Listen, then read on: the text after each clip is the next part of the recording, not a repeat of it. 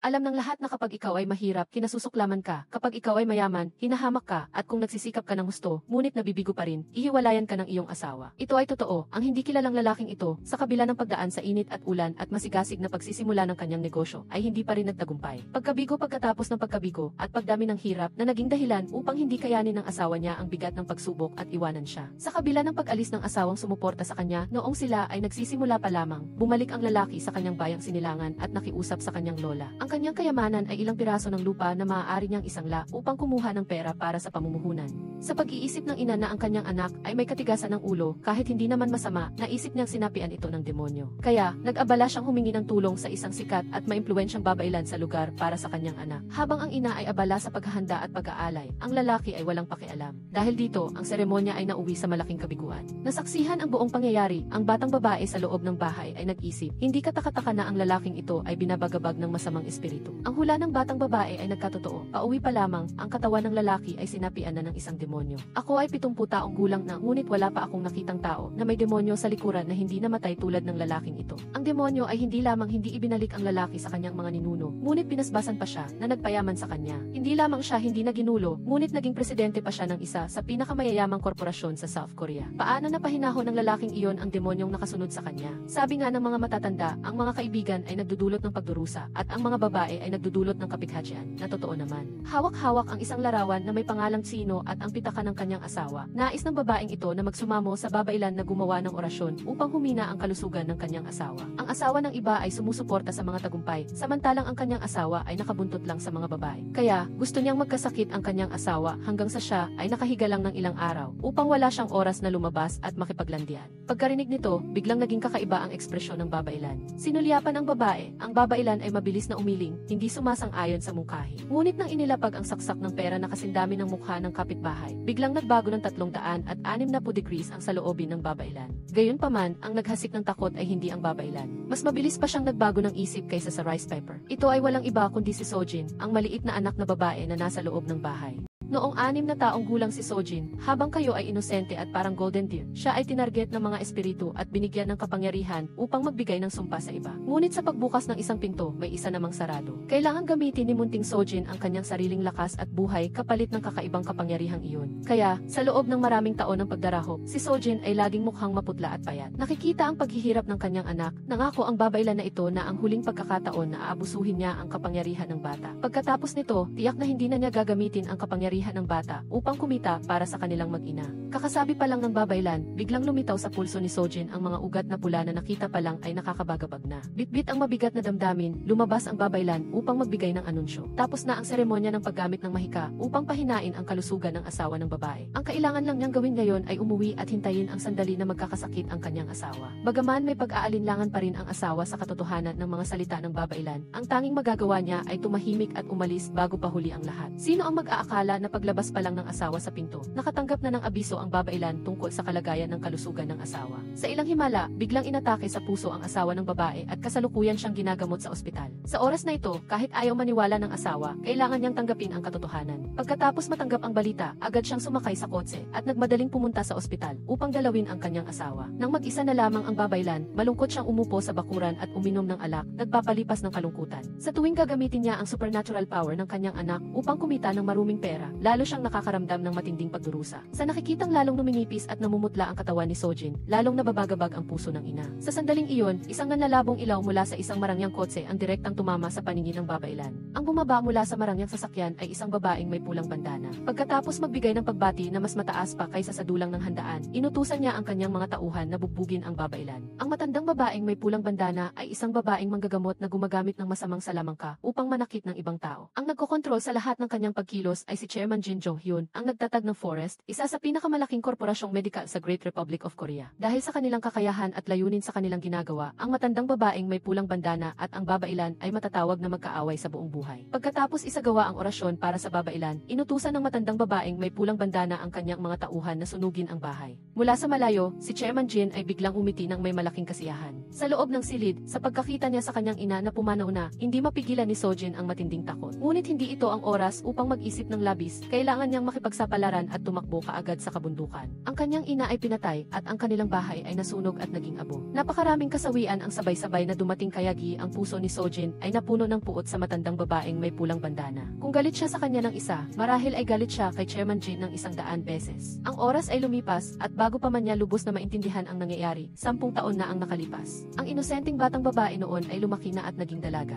Lumipas ang panahon, maaaring nagbago ang lahat, ngunit ang galit niya kay Chairman Jin ay nananatiling nagniningas. Alam niyang may limitasyon ang kapangyarihan ng tao, kaya kung mag-isa lang siya, hindi niya matatalo ang halimaw na iyon. Kaya, nagpa siya siyang kailangan niyang makahanap ng kakampi upang makipaglaban sa madilim na kapangyarihang iyon. Sa isang broadcasting station, ang reporter na si Im Jin-hee ay lihim ding nag-imbestiga sa mga masasamang gawaing nakatago sa likod ng Forest Company. Pagkatapos ng maraming araw ng masigasig na paghahanap sa ilalim ng init at ulan, sa wakas ay natagpuan niya ang isang dating empleyado ng kumpanya upang maging kanyang saksi. Sa tuwing babanggitin ni Im Jin-hee si Chairman Jin, nanginginig ang dating empleyado na tila nagkakakiskisan ang kanyang dalawang bato. Nag-ugat ang kanyang takot noong inupahan siya ni Chairman Jin upang bugbugin hanggang sa siya ay halos mamatay. Kaya, ngayon, sa pagbanggit pa lang ng pangalan ni Chairman Jin, natatakot na ang empleyado. Noong araw na binugbog siya ng grupo ng mga henchman hanggang sa siya ay halos mamatay, si Chairman Jin ay hindi gumalaw ng isang daliri man lang. Nakatayo lamang siya sa malayo, lihim na nag-uutos at lihim na nagmamasid upang hindi maapektuhan ang kanyang reputasyon. Gayunpaman, napansin pa rin ng empleyado ang presensya ni Chairman Jin dahil sa napaka-espesyal na amoy na nagmumula sa kanya.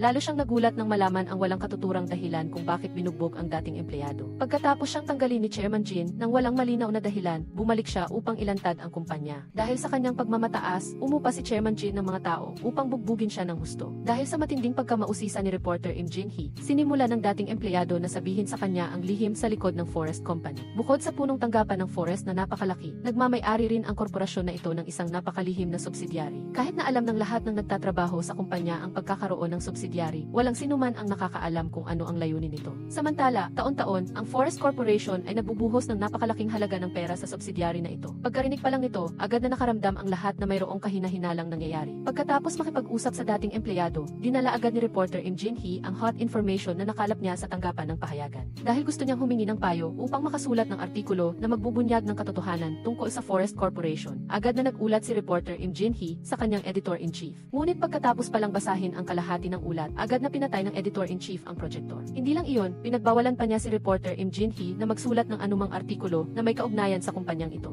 Sapagkat ang nakalap lamang ni reporter Im Jin-hee ay isang panig na pahayag at ang kalahati ng katotohanan ay hindi tiyak na katotohanan. Ang konsensya ng isang mamamahayag ay hindi pumayag sa editor-in-chief na maglathala ng maling impormasyon. Kung gusto ni reporter Im Jin-hee na maglabas ng artikulo, kailangan niyang makahanap ng mas maraming konkretong ebidensya. Pagkarinig sa sinabi ng editor-in-chief, umalis si reporter Im Jin-hee nang may dalang sama ng loob. Kung gusto niya ng tunay na ebidensya, tiyak na hahanapin niya ito. Pagkaalis sa tanggapan ng pahayagan, agad na pumunta si reporter Im Jin-hee sa pinagtatrabahuhan ng kanyang asawa. Ang asawa ni reporter Im Jin-hee ay si Dong, ang pinuno ng koponan at isang masipag na empleyado sa isang istasyon ng pulisya. Napakalaking tulong ng mag-asawa, kaya si Dong ay kasalukuyan ding nag-imbestiga sa mga lihim sa likod ng Forest Company. Alam niyang ang kanyang asawa ay nagbibigay ng labis na pressure sa sarili, dahil dito kaya nangako si Dong natutulungan siyang makahanap ng mga kaugnay na ebidensya. Pagkarinig sa matibay na pangako ng kanyang asawa, napanatag si reporter Im Jin-hee at bumalik sa kanilang bahay. Pagdating sa bahay, hindi niya rin pinabayaan ang misteryosong kumpanyang Forest na iyon. Sa katahimikan ng gabi, umupo si reporter Im Jin-hee upang maghanap ng impormasyong may kaugnayan sa Forest Company. Pagkatapos, diretsahan pa niya itong in-upload sa social media kasama ang isang status. Kung sino man ang may impormasyon tungkol sa kumpanyang ito, maaari siyang makipag-ugnayan kay Im Jin-hee. Sino ang mag-aakala na sa loob lamang ng ilang minuto, ang post ni reporter Im Jin-hee ay makakatanggap ng hindi mabilang na iba't ibang komento. Lahat ng mga taong iyon ay nag-iwan ng mga komento na pumupuna sa walang pusong Forest Company. Hindi lang iyon, may ilan ding nagpadala ng pribadong mensahe kay reporter Im Jin-hee. Gusto nilang makipagkita sa kanya para maibsan ang kanilang galit. Sa huli, pumili si reporter Im Jin-hee ng isang mapalad na tao at nagpadala ng mensahe sa kanya ng address ng kanilang tagpuan. Pagdating sa napagkasunduang lugar, nakita niya ang estudyanteng babae na si Sojin na nakaupo doon, naghihintay sa kanya na tila wala sa sarili. Napakatanong si reporter Im Jin-hee nang makita ang mga ugat na paikot-ikot sa maliit na kamay ni Sojin. Ngunit ang nakagulat kay reporter Im Jin-hee ay hindi ang kakaibang kamay ni Sojin. Ito ay dahil ang isang maliit na babae tulad ni Sojin ay iginiit na alam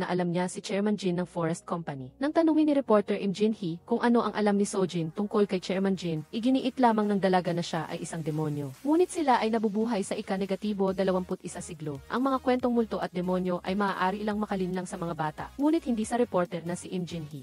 Hindi nagpaligoy-ligoy si reporter Im Jin-hee at agad siyang tumayo upang umalis sa pag-aakalang niloloko lang siya ng bata. Upang makuha ang tiwala ni reporter Im Jin-hee, nagpa siya si Sojin na tulungan siyang sumpein ang isang tao. Ang kailangan lang ihanda ni reporter Im Jin-hee ay isang larawan, ang pangalan sa sulat sino, at isang personal na bagay ng taong iyon. Si Sojin na ang bahala sa iba. Pagkatapos lang magsalita, agad na tumalikod si reporter Im Jin-hee at umalis nang hindi man lang lumingon. Ngunit ang mga matitigas na salita ni Sojin ay bahagyang bumagabag sa kanya. Noong gabing iyon, talagang napanaginipan ni reporter Im Jin-hee na si Chairman Jin ay naging isang demonyo. Nagising siyang gulat na gulat at sumikat na ang araw. Gaya ng nakagawian, nag-online si reporter Im Jin-hee at nakita niya ang balita tungkol sa pagbubunyag ng pagkakakilanlan ng dating empleyado, ang nagbigay ng impormasyon tungkol sa forest company na nakilala niya noong isang araw. Kasama rin ang nilalaman na ang lalaki ay isang espiya para sa isang banyagang kumpanya, kaya siya tinanggal sa forest. Pagkatapos, nakatanggap siya ng tawag mula sa dating empleyado na nagtanong kay reporter Im Jin-hee. Malinaw na nangako siya na hindi niya ibubunyag ang pagkakakilanlan ng saksi. Ngunit ngayon alam na siya ng buong bansa. Nagpaliwanag si reporter Im Jin-hee na hindi siya ang gumawa, ngunit hindi siya pinaniwalaan ng dating empleyado. Sa oras na ito, nagmamadali siyang nagmamaneho papalayo upang tumakas sa lungsod. Gusto ng dating empleyado na sabihin kay reporter Im Jin-hee ang isang huling lihim tungkol sa forest company. Ngunit hindi pa niya natatapos ang kanyang pangungusap, biglang tumigas ang kanyang bibig. Hindi na sumunod ang kanyang katawan sa kanyang kontrol at huminto ang sasakyan sa gitna ng daan. Sa sumunod na sandali, kusang inilipat ng kamay ng dating empleyado ang reverse gear. Sinubukan niya itong pigilan, ngunit hindi niya magawa. Ang kotse ay umabante ng paatras diretso sa bangin, at dahil dito, namatay ang dating empleyado. Narinig na may nangyaring kakaiba sa kabilang linya. Mabilis na tumakbo si reporter Im Jin-hee sa tanggapan ng pahayagan upang kumprontahin ang editor-in-chief. Lumabas na gabi pa lang, pumunta na ang editor-in-chief upang makipagkita sa sekretarya ni Chairman Jin.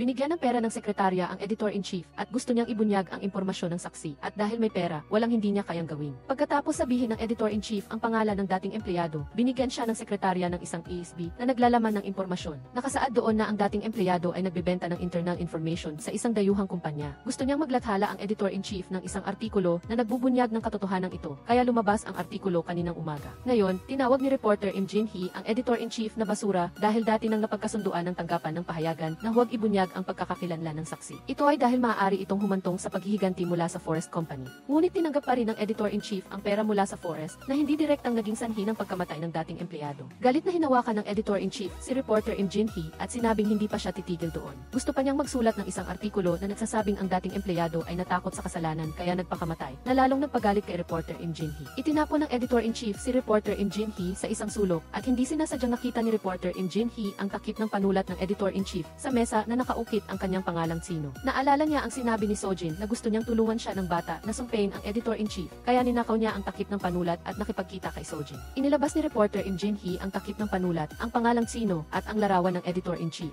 Nang ginamitan ni Sojin ng sumpa ang editor-in-chief, lumitaw ang makakapal na pulang ugat sa kanyang kamay. Pagkatapos bumulong ng incantation sandali, natapos ang malalim na spell. Hindi lubos na naniniwala si reporter Im Jin-hee, ngunit iniwan lang ni Sojin ang kanyang pangalan at umalis dahil alam niyang makikipag-ugnayan pa rin sa kanya si reporter Im Jin-hee. Samantala, naghahanda ng umuwi ang editor-in-chief nang makarinig siya ng kakaibang ingay sa opisina, ngunit wala namang tao doon. Biglang kumurap-kurap ang mga ilaw na ikinatakot ng editor-in-chief. Sa sumunod na sandali, biglang nabaluktot ang kanyang katawan na parang may bumabali sa kanyang payat, ngunit hindi mahinang katawan. Sa wakas, dumura ng isang subo ng strawberry syrup ang editor-in-chief at tuluyan ng namatay. Mabilis na dumating sa pinangyarihan ang pulisya nang mabalitaan ito. Pagkakita sa posisyon ng bangkay ng editor-in-chief, lahat ay natakot. Mabuti na lang at may security camera sa tanggapan ng pahayagan para sa investigasyon. Matapos mapanood ang video kung paano kusa niyang binabaluktot ang kanyang katawan, lalo pang naguluhan ang lahat. Sa pag-imbestiga, nakuha ng pulisya ang impormasyon na bago namatay ang editor-in-chief, nagkaroon sila ng pagtatalo ni reporter Im Jin-hee. Kaya, kahit na tumanggi siya, isinama pa rin siya sa listahan ng mga suspect at tinawag si reporter Im Jin-hee sa istasyon para sa interogasyon. Upang maging malinaw, hindi si Dung ang personal na nag-interoga sa kanyang asawa, ipinagawa niya ito sa kanyang nasasakupan. Tapat na sinabi ni reporter Im Jin-hee ang lahat ng kanyang nalalaman, ngunit tinago lamang niya ang tungkol sa paghingi niya ng tulong kay Sojin upang sumpein ang editor-in-chief. Dahil walang nakuha na mahalagang clue, napilitan ang pulisya na pakawalan si reporter Im Jin-hee. Ngayon, tinanong ni reporter Im Jin-hee si Pulis Gyang kung paano talaga namatay ang editor-in-chief. Kahit na mahigpit na ipinagbabawal na ibunyag ang impormasyon, dahil sa paggalang sa asawa ng pinuno ng koponan, isinalaysay ni Pulis Gyang ang mga detalye kay reporter Im Jinhee. Ngayon lang niya napagtanto na ang masamang salamangka na sinabi ni Sojin ay totoo. Nagpaalam si reporter Im Jinhee kay Pulis Gyang at sinabing iulat sa kanya kung mayroon siyang matuklasan, pagkatapos ay umuwi siya upang magpahinga. Sa kabilang banda, ang espiya ni Chairman Jin sa pulisya ay tumawag sa sekretarya upang iulat ang progreso ng investigasyon. Pagkarinig sa napakakakaibang pagkamatay ng editor-in-chief, sinabi ng sekretarya sa espiya na ipadala sa kanya ang mga litrato. Matapos makuha ang mga litrato sa pinangyarihan, dali-daling tumakbo ang sekretarya upang mag-ulat kay Chairman Jin. Pagkatapos makita ang mga litrato, medyo nagulat si Chairman Jin dahil alam niya na ang sanhi ng pagkamatay ay dahil sa masamang salamangka. Kaya, agad na inutusan ni Chairman Jin ang sekretarya na tawagan ang babaeng manggagamot na nasa ibang bansa. Sa sandaling ito, kalalapag lang ng babaeng manggagamot sa mataong paliparan. Nakatanggap ng emergency call mula kay Chairman Jin. Alam ng babaeng manggagamot na may mahalagang nangyayari, kaya nangako siyang babalik agad. Sa oras na ito, pumunta ang pulisya sa forensics para kunin ang resulta ng otopsya. Ang mga buto ng editor-in-chief ay bali na humantong sa pagka-suffocate at pagkatapos ay namatay siya dahil sa pagputok ng ugat. Gayunpaman, ito ay nahulaan na nang mapanood ang video sa pinangyarihan. Mayroon lamang isang kahina-hinalang punto, may malaking dami ng arachidonic acid at ethanol sa utak ng editor-in-chief, mga sangkap na matatagpuan sa mga kemikal. Pinaghihinalaan ng pulisya na ang editor-in-chief ay nag-eksperimento at nag-overdose at sinubukan niyang ituwid ang kanyang mga buto at kasukasuan. Gayunpaman, sinabi ng forensic doctor na ito ay isang pambihirang kaso. Ang dahilan ay naabot ng katawan ang limitasyon nito, kaya ang utak mismo ang gumawa ng dalawang uri ng kemikal upang pansamantalang maibsan ang sakit at hindi ito dahil gumamit ang direktor ng kemikal. Dahil walang senyales ng pagdikit sa kemikal sa ilong at bibig niya at wala ring bakas ng karayom sa katawan niya. Ang impormasyong ito ay lalong nagpabalisa sa mga pulis at marahil ay kailangan pa ng masusing investigasyon bago makagawa ng eksaktong konklusyon. Pagkalabas pa lang ng forensic room, nakatanggap ng ulat si Team Leader Dung. Sa pamamagitan ng pagsisiyasat sa kasaysayan ng tawag, natuklasan ng mga pulis na ang direktor ay madalas na nakikipag-ugnayan sa sekretarya ng Chairman Jin. Ang huling tawag ay sa sekretarya at hindi niya inaasahang may kinalaman din ito sa kumpanya ng Forex. Pagkatanggap ng balita, nagdesisyon si Team Leader Dung na ituring itong isang seryosong kaso ng krimen. Noong gabi, nag-online si reporter Im para alamin ang katotohanan tungkol sa masamang salamangka na binanggit ni Sojin at hindi niya inaasahang talagang umiiral ito. Sa pagkaalam na hindi siya niloloko ni Sojin, nagdesisyon si reporter Im na hanapin ang bata. Naalala na ngayon ni reporter Im ang uniformeng suot ni Sojin. Nag-online siya para hanapin ang impormasyon tungkol sa paaralan ng bata at nagmaneho papunta roon ng mag-isa habang nakatayo sa gate ng paaralan at naghihintay. Biglang nakatanggap si reporter Im ng tawag mula sa kanyang asawa. Umuwi si Team Leader Dung at nang makita niyang wala ang kanyang asawa, labis siyang nag-alala para dito. Matapos makinig, sinabi ni reporter Im sa kanyang asawa na maging kalmado at maghintay sa bahay at pagkatapos ay binaba niya ang telepono. Nakita ni Team Leader Dung na medyo nakakabahala ang kanyang asawa, ngunit hindi niya ito masyadong inisip kaya nagdesisyon siyang matulog, hindi sinasadya. Natagpuan ni Team Leader Dung ang takip ng panulat na may nakaukit na pangalan ng direktor ng editorial board. Nakaupo sa kama ng kanyang asawa, naghinala siya na may itinatago sa kanya ang asawa. Sa kabilang banda, si reporter Im na nakabuntot kay Sojin ay biglang hinila ng isang tao sa eskinita ang bata. Ito pala ang mga bullying students na gusto kay Sojin na humingi ng tawad sa babaeng estudyante na sinumpa niya. Sinampal ng lalaking estudyante si Sojin bilang babala at ginamit pa ang kutsilyo upang bantaang hiwain ang bibig ni Sojin kung magpapatuloy pa siyang sumumpa ng ibang tao. Sakto. Dumating si reporter Im at tinakot ang mga bullying students na ipapapulis niya sila. Ngunit hindi lang sila natakot, balak pa nilang lumapit at turuan siya ng leksyon. Hindi na nakatiis si Sojin, pwede siyang saktan. Ngunit ang mga inosenteng tao ay hindi. Hinawakan ni Sojin ang kamay ng lalaking estudyante na nakapagpalito sa kanya at kasunod nito, lumitaw ang pulang ugat sa kanyang kamay. Tiningnan ng bata ang mata ng lalaking estudyante at isinagawa ang masamang salamangka at agad na dumugo ang ilong niya na parang sirop ng strawberry. Binitbit ng kanyang mga kaibigan ang lalaking estudyante at ang kasama nitong babaeng estudyante ay natakot kay Sojin kaya nagmamadali siyang sumunod sa mga lalaki sa pagkakita sa lahat ng nangyari. Lalong naging kumbinsido si reporter Im sa kakayahan ni Sojin na gumamit ng masamang salamangka upang sumpain. Sa kabilang banda, nilakbay ng shaman ang libu-libong kilometro upang makipagkita kay Chairman Jin. Pagkakita pa lang niya sa mga litrato ng direktor ng editorial board, napagtanto niya na ang nagpapatupad ng masamang salamangka ay napakalakas o ang espiritong sumasapi sa taong iyon ay hindi pangkaraniwan. Hula ng shaman na ang espiritu ay wala sa Korea, ngunit nagmula sa malayong Japan noong panahon ng digmaang pandaigdig. Upang malinaw kung sino ang may hawak ng dayuhang espiritu, nagdesisyon ang shaman na magsagawa ng seremonya ng pagtawag ng espiritu para sa direktor na namatay. Pagkatapos, tinulungan ng sekretarya ang shaman na ayusin ang pagdalo sa libing ng direktor at binigyan ang pamilya ng pera para humingi ng kaunting oras para makapagsagawa ng seremonya ang shaman. Nang matapos na ang lahat ng paghahanda, nagsimula ang shaman sa pagtawag ng espiritu. Napagtanto niya na ang pamamaraan ng taong gumagamit ng masamang salamangka upang sumpain ay ang paggamit ng personal na bagay na may nakasulat na pangalan sa Chinese character kasama ng litrato. Ngunit bago pa niya makita ang mukha ng taong iyon, biglang tumalsik at nawala ng malay ang shaman. Nang susubukan na siyang dalhin sa ospital ng kanyang mga tauhan, unti-unti siyang nagising.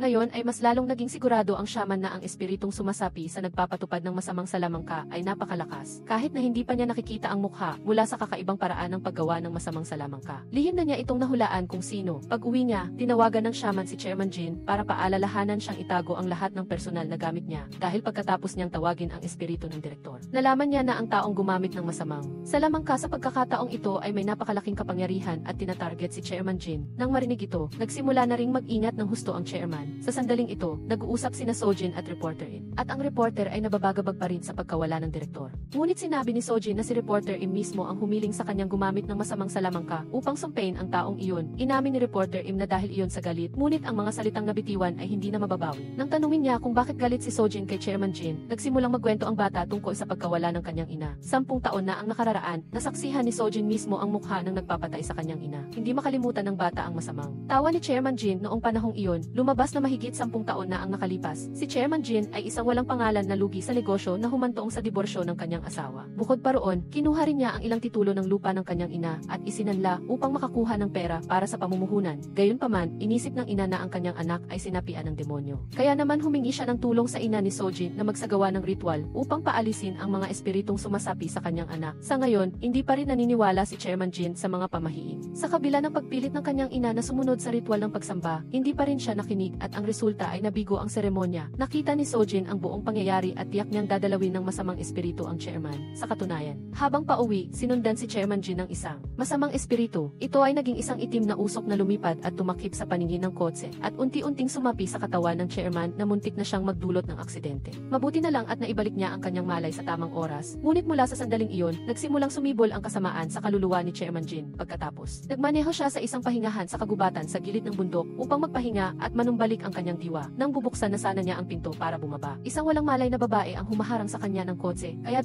kinailangan ni Chairman Jin na dumaan sa kabilang pinto. Bigla siyang nakatanggap ng tawag mula sa isang subordinate na nag-ulat na muli na namang nabigo ang plano ng pamumuhunan ng kumpanya. Habang galit na galit siya, ang aso ng babae kanina ay tahol ng tahol. Ngunit masaya pa ring iyakap ni Chairman Jin ang aso. Kinumpirma kay Reporter Im na tiyak na sinapian ng masamang espiritu si Chairman Jin dahil nabigo ang seremonya na ginawa ng kanyang ina noon. Imposibleng hindi lang siya ligtas kundi bigla pa siyang yumaman. Ang lahat ng iyon ay dahil sa masamang espiritu sa loob niya. Kahit ang kumpanya ng Forest ay may problema, marahil ay may pinaplano ang masamang espiritu laban sa sangkatauhan. Kailangan ni Sojin ang tulong ni Reporter Im upang mahanap ang personal na gamit ni Chairman Jin para makapaglagay siya ng masamang salamangka. Kung hindi, ang demonyo sa loob niya ay magdudulot ng pinsala sa mundo. Si Reporter Im ay nagdadalawang isip dahil ang gusto niyang gamitin ay ang batas upang ilabas sa kahihiyan ang parehong kumpanya ng Forest at si Chairman Jin. Sa kabilang banda, umuwi si Police Officer Jiang sa kanyang buntis na asawa. Gusto niyang mag-resign ang asawa sa pagiging pulis dahil malapit na siyang manganak kaya kailangan niya itong nasa bahay para alagaan siya. Kasabay nito, natatakot din siyang mapanganib ang asawa habang nasa tungkulin at hindi na makita ng kanilang anak ang kanyang ama. Noong una, nag-aalangan si Police Officer Jiang dahil pilay si Team Leader Dung at nasasangkot din ang mga pulis sa isang napakakomplikadong kaso. Ngunit, nang makita niyang nagsimulang umiyak ang kanyang asawa, lumambot din ang puso ni Police Officer Jiang. Nangako siyang hihingi kay Team Leader Dung ng maagang pagbibitiw. Kinabukasan, pumunta si Police Officer Jiang sa istasyon at bago pumasok, nagpraktis siya ng kanyang boses sa labas. Gusto niyang pag-isipan kung paano ito sasabihin ng maayos upang agad na pumayag ang team leader. Nang dumaan si Team Leader Dung, sinamantala ni Police Officer Jiang ang pagkakataon na magbitiw na sana. Ngunit nang makita niyang pilay pa rin ang binti ng team leader, nag-alinlangan ulit siya. Ngayon, ibinigay ni Team Leader Dung kay Police Officer Jiang ang takip ng panulat na natagpuan niya sa kwarto ng kanyang asawa. Nakilala ni Police Officer Jiang na iyon ang nawawalang takip ng panulat ng direktor ng editorial board, kaya tinanong niya ang team leader kung saan niya nakuha iyon. Natatakot si Team Leader Dung na maging suspect ang kanyang asawa, kaya hindi niya sinabi kay Police Officer Jiang. Sinabi lang niya na imbestigahan niya ang koneksyon ng kumpanya ng Forest sa direktor para sa kanya. Nakalimutan na ni Police Officer Jiang ang pangako niya sa kanyang asawa at nangako sa team leader na gagawin niya ng maayos ang itinalagang gawain. Sa sandaling ito, nagpapalinis si Chairman Jin ng opisina dahil ayon sa shaman, ang taong gumagamit ng masamang salamangka na nagtatarget sa kanya ay gagamit ng personal na gamit upang maglagay ng masamang salamangka. Kaya ang lahat ng personal na gamit ni Chairman Jin ay kailangang itago ng mabuti at ang mga damit ay isang beses lang gagamitin at pagkatapos ay susunugin. Kailangan din niyang manatili sa bahay hanggang sa malutas ang issue tungkol sa taong gumagamit ng masamang salamangka pagkatapos ng pagliligpit.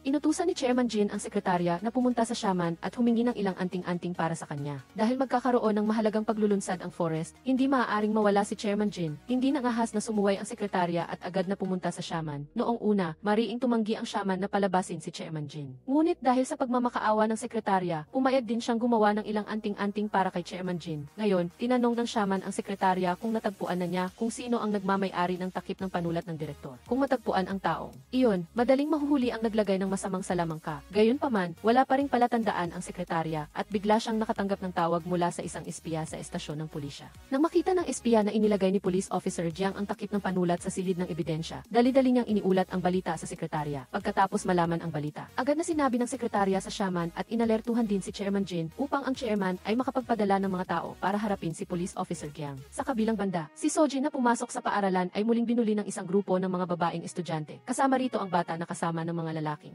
estudyante noong nakaraan. Ginamit ni Sojin ang lalaking estudyante na pinadugo niya ng sirop ng strawberry sa ilong bilang halimbawa upang manakot kung ang mga babaeng estudyante ay hindi pa rin matuto. Sa pagkakataong ito ay hindi lang sirop ng strawberry ang dadaloy mula sa ilong, kundi mamamatay na sila. Bahagyang nalito ang mga bata pagkarinig nito, ngunit hindi inaasahang nagdesisyon silang hindi pa rin nila palalampasin si Sojin. Pagkatapos ng matagal na pag-uusap, nagsama-sama ang mga babaeng estudyante at gumawa ng spiritual sans. Gumamit sila ng isang online application na tinatawag na Sinumpaang Kagubatan upang maglagay ng masamang salamangka kay Sojin na malupit at masama. Noong gabi, nakipagkita si Police Officer Jiang sa isang dating empleyado ng kumpanya ng Forest upang mag-imbestiga tungkol sa panloob na operasyon ng kumpanya. Ibinunyag ng empleyado kay Police Officer Jiang ang isang nakakagimbal na sikreto. Ang pag-unlad ng Forest hanggang ngayon ay dahil sa tagumpay ng masamang salamangka application na tinatawag na Sinumpaang Kagubatan. Kailangan lang mag-post ng litrato at ang dahilan kung bakit gustong gamitan ng masamang salamangka ang isang tao online kasama ang hashtag na Sinumpaang Kagubatan.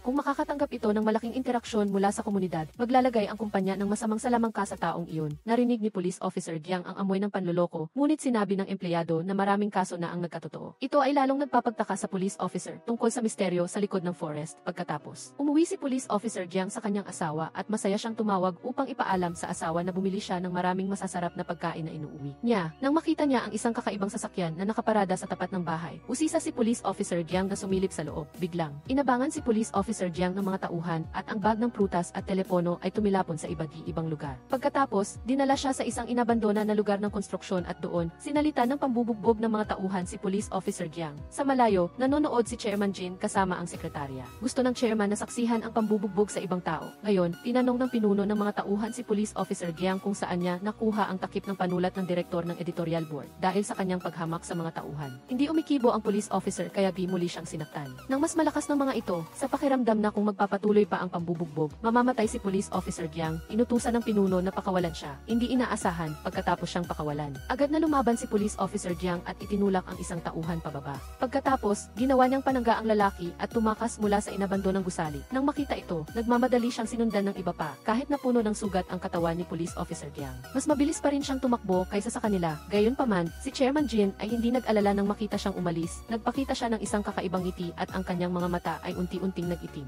Sa sandaling tumakbo si Police Officer Jiang sa kalsada, isang puwersa ang humadlang sa kanya. Nagsimulang mawala ng kontrol ang kanyang katawan at ang police officer ay nagpatuloy sa paglalakad sa kalsada at nasagasaan ng isang truck. Si Chairman Jin, matapos gamitin ang masamang salamangka sa ibang tao, ay biglang nawalan ng malay at mabuti na lang at nasalo siya ng sekretarya. Sa kabilang banda, ang asawa ni Police Officer Jiang ay nag-alala dahil hindi pa umuwi ang kanyang asawa, kaya tinawagan niya ito, ngunit hindi sumagot kaya nakipag-ugnayan siya kay team leader Dung para magtanong. Siya ngayon ay nasa bahay kasama si Reporter Im at nang marinig nila ang balita, nagmadali silang umalis upang hanapin siya. Ang resulta ay kinailangan nilang pumunta sa ospital upang tanggapin ang katawan ni Police Officer Jiang na hindi na bababalik. Labis na nalungkot si team leader Dung nang makita ang malamig na katawan ng kanyang kasamahan. Paglabas niya at nakita niya ang asawa ni Police Officer Jiang, doon lang nalaman ni team leader Dung na pumunta si Police Officer Jiang sa istasyon upang mag-resign sana. Kung hindi niya inatasan si Police Officer Jiang, marahil ang pamilya nito ay magiging masaya sa pagtanggap ng isang bagong miyembro sa hinaharap. Sa labas, narinig ni Reporter Im ang buong pag-uusap ng kanyang asawa at ng asawa ni Police Officer Jiang. Nakipag-ugnayan siyang muli kay Sojin at nagdesisyong tulungan ang bata na gamitin ang masamang salamangka kay Chairman Jin. Dahil alam ni Reporter Im na ang pagkawala ni Police Officer Jiang ay tanging kagagawan lang ng chairman. Kinabukasan, ang homicide team ay dumating sa tapat ng bahay ni Police Officer Jiang upang mag-imbestiga. Natagpuan ni team leader Dung ang telepono na nahulog ng police officer. Sa loob, may audio recording ng pag-uusap ni Police Officer Jiang sa dating empleyado ng kumpanya ng Forest noong nakaraang gabi. Pagkatanggap nakatanggap ng balita, agad na nagdaos ng emergency meeting ang police station. Sa pamamagitan ng pagsusuri ng katawan, napagpasyahan ng forensic doctor na bago maaksidente si Police Officer Jiang ay kinidnap at brutal na binugbog pa siya. Kaya marami siyang malubhang pinsala sa katawan. Kasabay ng audio recording na nakuha ng pulis, maaaring maglabas ng paunang konklusyon. Si Police Officer Jiang ay sinugod habang nag-imbestiga sa kumpanya ng forest, pagkatapos ay tumakas siya at nasagasaan ng isang truck. Kaya hindi maaaring mawala ang kumpanya ng forest sa pagkakasangkot sa kaso. Upang maging malinaw at transparent ang pagkawala ni Police Officer Jiang, inutusan ng Chief of Police ang homicide team na maglunsad ng espesyal na operasyon laban kay Chairman Jin at sa Forest Group. Ang lahat ng nasa team ay nalulungkot ngunit mabilis silang nakabawi upang mag-imbestiga at magbigay katarungan kay Police Officer Jiang. Ang espiya ay labis na nagsisisi ngayon. Hindi niya inisip na ang kanyang ginawa ay magdudulot ng pagkamatay ng kanyang kasamahan. Kaya nakayuko na lang siya at umalis. Sa kabilang banda, dumating ang shaman upang makipagnegosasyon kay Chairman Jin. Natuklasan niya na ang demonyo na nasa katawan ng gumagamit ng masamang salamangka na nagtatarget sa chairman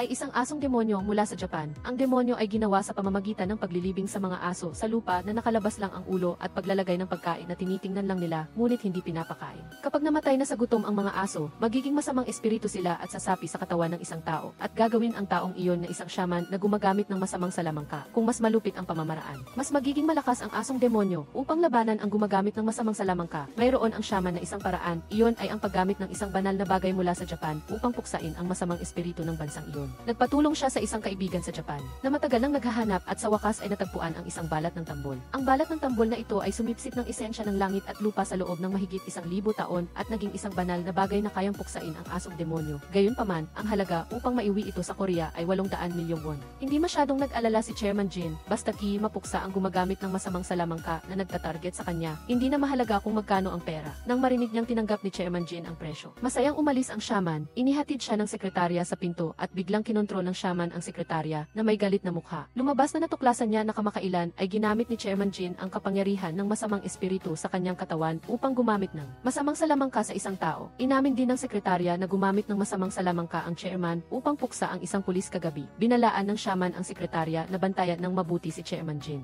Mayroon ng nalalapit na paglulunsad ng kumpanya ng forest sa stock market kaya hindi maaaring may mangyaring masama sa chairman. Kailangang ingatan ng mabuti ng sekretarya ang mga gamit ng chairman. Mas mainam na panatilihin siya sa bahay sa susunod na 2 araw upang matapos na ng shaman ang usapin tungkol sa gumagamit ng masamang salamangka. Hindi naglakas loob na sumuway ang sekretarya, ngunit pagkaalis ng shaman, agad niya itong minura. Sa sandaling ito, may dumating na charity group sa orphanage ni Sojin para bumisita. Ang nangunguna ay isang singer na sangkot sa drama at gustong mag-charity upang linisin ang kanyang sarili. Hindi sinasadya. Hinawakan ng isang bata sa ulila ang singer at agad itong nagalit at sinigawan ang bata dahil natatakot ang singer na madumihan ng mga bata ang kanyang damit. Nagcha-charity pero ganoon ang ugali. Bumili ka na lang ng brush at i-brush ang ugali mo. Nasaksihan ni Sojin ang buong nakalulungkot na pangyayari nang magtago ang bata sa isang sulok. Nilapitan siya ni Sojin at tinanong kung gusto nitong gumamit ng masamang salamangka sa singer. Ngunit ang mabuting puso ng bata ay walang galit o pagkamuhi sa singer. Balak na sanang palampasin ni Sojin ang singer, ngunit nakita niya itong sumisigaw at pinagagalitan ang kanyang kasamahan. Bukod pa rito, nagpakita pa siya ng paghamak sa mga batang ulila tulad nila, kaya napilitan si Sojin na magbago ng isip. Nang makita ni Sojin na iniwan lang ng singer ang kanyang guwantes, gusto niya itong gamitin upang magtanim ng masamang salamangka. Mahigpit na natanggap ng batang babae ang isang tawag mula sa reporter na si Im Jin-hee na nagsasabing may mahalagang bagay na kailangang pag-usapan kaya ginagpa siya si Sojin na palampasin ang mga awit. Dumating si Im Jin-hee sa mismong gate ng bahay ampunan upang sunduin si Sojin at pagkaakyat niya sa kotse ay direkta niya itong tinanong. Nais ni Im Jin-hee na tulungan siya ni Sojin na gamitin ang mahika upang sumpain si Chairman Jin Jong-hyun. Ang dahilan ay dahil lamang sa isang takip ng panulat ng isang taong patay na ay pinahandle niya ang pulis na si Gyang. Isang kasamahan na napakalapit sa mag-asawang Im Jin-hee. Hindi nag-isip si Sojin at agad na pumayag dahil matagal na niyang nais gumamit ng mahika upang sumpain si Chairman Jin Jong-hyun. Sinabi ni Sojin ang kinakailangang kondisyon kay Im Jin-hee, ang litrato ng lalaki at ang kanyang personal na pag-aari. Nangako si Im Jin-hee na kukunin niya agad ang mga iyon dahil mas mainam kung mas mabilis na mamamatay si Jin Jong-hyun. Pagbalik sa tanggapan ng editorial, tinawagan ni Im Jin-hee ang isang DDTC para tulungan siyang kumuha ng isang personal na gamit ni Jin Jong-hyun. Ang DDTC ay agad na pumayag na tulungan siyang kolektahin ang kailangan niya matapos maamoy ang pera. Pagkatapos, nakipagkita siya sa TS ni Jin Jong-hyun Jong-hyun, nagbigay ng pera at hiniling na kunin nito ang personal na gamit ng CETs. Nag-atubili ng kaunti ang TS dahil napakaingat daw ni Jin Jong-hyun sa kanyang gamit kamakailan, ngunit dahil tinanggap na niya ang pera ay pumayag na rin siya.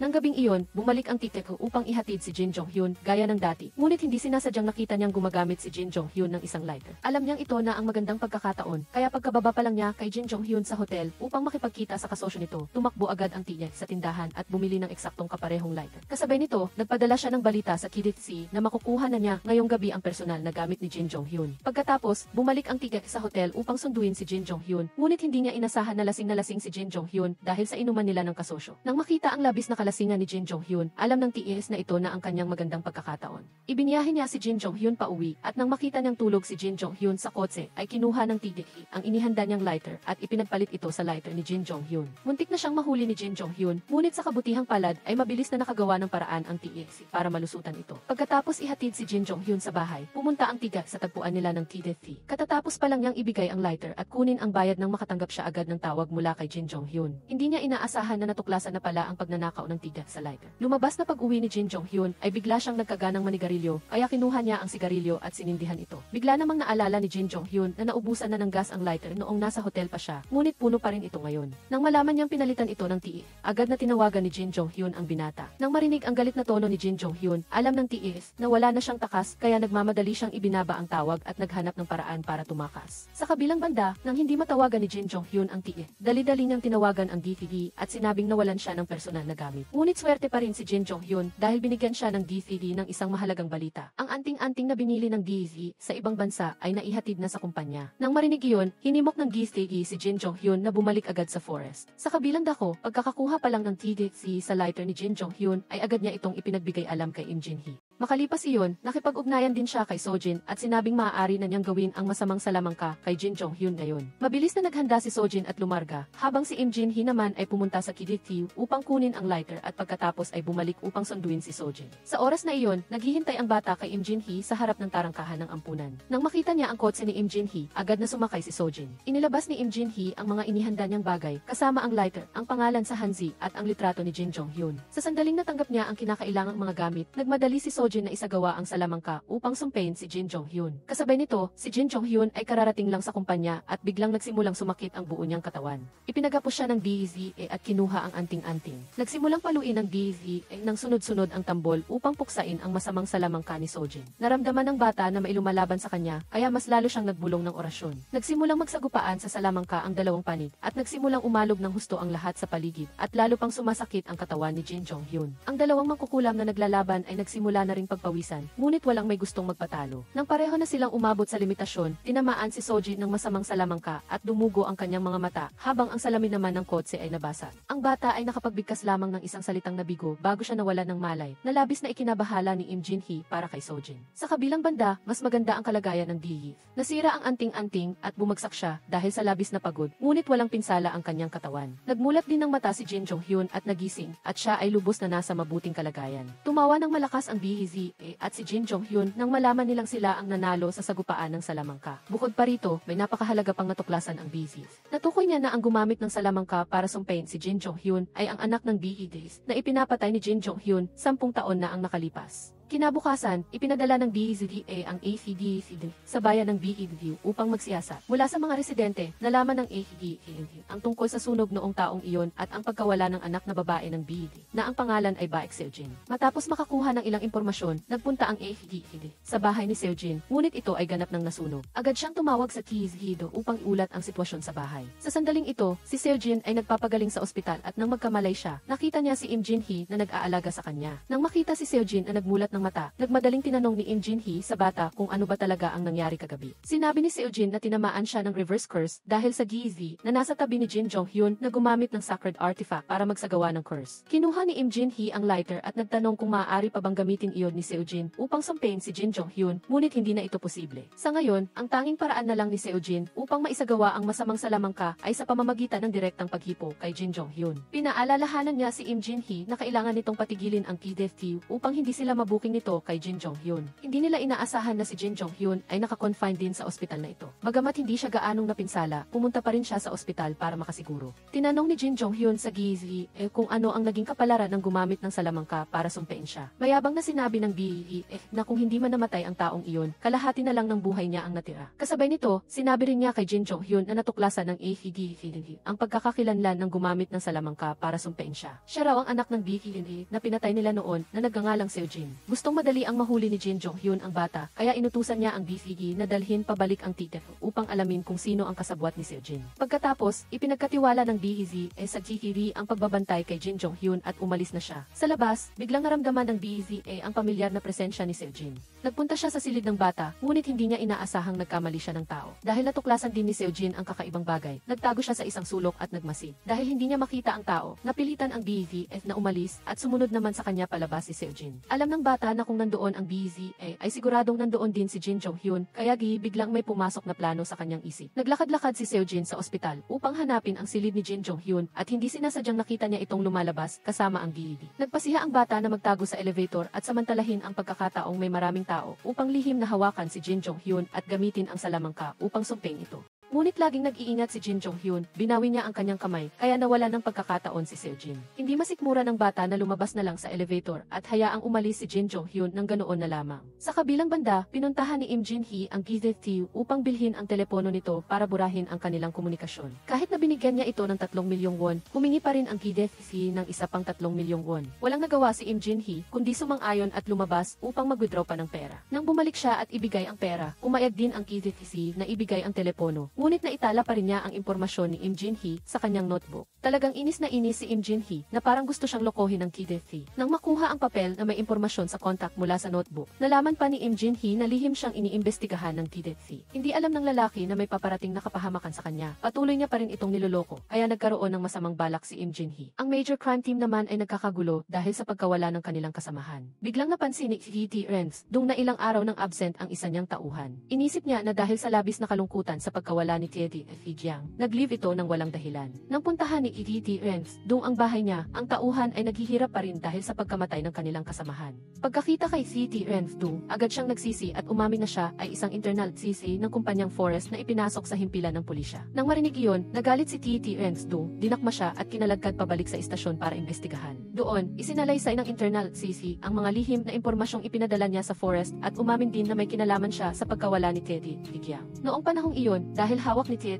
Jiang ang takip ng panulat ng yumao ng Kim Si-tason, kaya siya nakaranas ng ganoong kasawiang palad. Matapos marinig iyon, mas lalong nalungkot si Renz dahil sa pagtatago niya sa kanyang kinailangan niyang isakripisyo ang kanyang tauhan. Pagkalabas niya, agad siyang tumawag sa kanyang upang kumustahin ang sitwasyon. Ngayon lang nagtaka si Renz kung bakit lumitaw ang takip ng panulat sa kama ng kanyang ayaw sabihin ni Im Jin-hee sa kanyang asawa. Ngunit ang nangyari kay Jiang ay labis na nag-aalala kay Renz tungkol sa kaligtasan ng kanyang Nang marinig iyon, nangako si Im Jin-hee na sasabihin niya agad sa asawa at ibinaba ang telepono. Sa kabilang banda, pumunta si Im Jin-hee kay Seojin at sinabi ng bata na nasa ospital din si Jin Jong-hyun, kaya gusto niya nang umalis si Seojin doon. Sinabi ni Im Jin-hee ang tungkol sa pag-imbestiga ng Ki-dae sa kanya at natatakot siya na kung mahuli si Jin Jong-hyun ng Ki-dae ay mabubuking sila ni Seojin. May magandang ideya si Seojin ang direktang gamitin ang masamang salamangka upang patahimikin ang Ki-dae. Ang totoo, iyon talaga ang orihinal na intensyon ni Im Jin-hee sa pagpunta niya para makita si Seojin. Ngunit nang mabasa ang text message mula sa anak na babae ng Ki-dae na nagsasabing kaarawan niya ngayon at umaasa siyang makauwi ang kanyang ama, hindi na nagawang hayaan ni Im Jin-hee na gamitin ni Seojin ang masamang salamangka, kaya direktang binura na lang niya ang pangalan ng Ki-dae.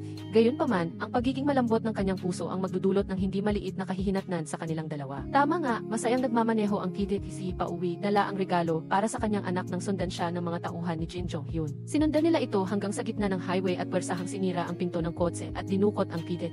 Nang magising siya, napansin niyang siya ay nakagapos at naroon din ang TF ni Jin Jong-hyun. Labis na natakot ang Ki-dae nang makita niyang pinahihirapan ng mga thugs ang binata. Ngunit nang tanungin siya kung sino ang umupa sa kanya para kunin ang lighter, wala siyang intensyon na magsalita. Hindi na siya nangahas na lumaban ng gamitin ng mga tauhan ang pamilya ng Ki-dae upang takutin siya. Sa huli, napilitan ang Ki-dae na ibigay ang pangalan ni Im Jin-hee sa kanila. Ngayon, may napakahalagang pagpupulong ang major crime team. Kinuha ni Renz mula sa kanyang ang dagdag na bahagi ng video recording ng panayam ni Im Jin-hee sa The Vinci ng Forrest na namatay na. Sa testimonya ng Githis Vinny, may natuklasan pa ang pulisya. May umiiral na napakakakaibang subsidiary company ang Forrest na binibigyan ng humigit kumulang 3 bilyong won bawat taon para lamang sa konsultasyon. Naghinala si T.T. Renz, dung na may tinatago ito, ngunit wala siyang paraan para mag-imbestiga. Iniutos ng T.T. Renz sa buong koponan na salakayin ang subsidiary company sa ilalim ng pagkukunwari ng investigasyon sa suhol. Dahil kamakailan ay may impormasyon na nag-import ang Forrest ng isang item mula sa ibang bansa na nagkakahalaga ng halos 1 bilyong won, ngunit hindi ito iniulat sa Bureau of Import and Export. Sinunod ni T.T. Renz, dung ang utos ng T.T. Renz, at nagpa siya na magpatuloy sa direksyong iyon upang maghanap ng mga pahiwatig tungkol sa pagkawala ni T.T. Giang. Pagkatapos, umuwi si T.T. Renz, dung para sunduin ang kanyang asawa at bumalik sa kanilang mainit na tahanan.